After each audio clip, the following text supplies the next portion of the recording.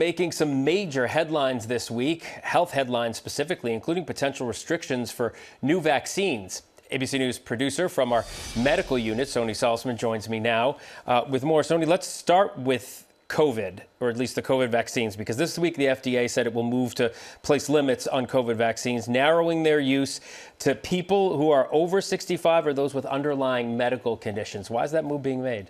Well, yeah, I mean, let's break this down, Phil. So this move, the framework that was announced by the FDA, it would potentially limit access to those vaccines to roughly 1/3 of the population. So meaning 2/3 may have trouble getting access to these annual booster shots that we've all gotten used to during the pandemic.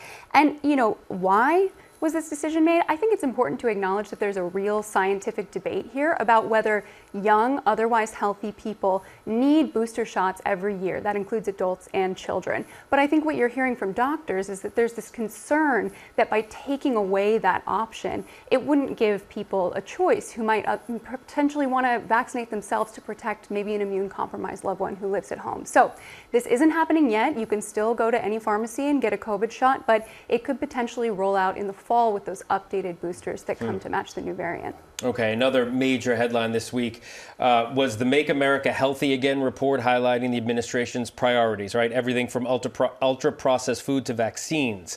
How have the nation's top doctors been reacting to this? Okay, so again, taking a step back here, I think that the context is that our Health and Human Secretary, Health and Human Services Secretary RFK Jr. has been a known vaccine skeptic. So I read through this 69-page report, and most of it is kind of kitchen table conversations about ultra-processed food, things that a lot of doctors agree on. But if you go down to page 60, that's where pediatricians are starting to get a little bit alarmed, because what the report calls for is placebo-controlled trials of some of these standard pediatric immunizations that children get in a routine way.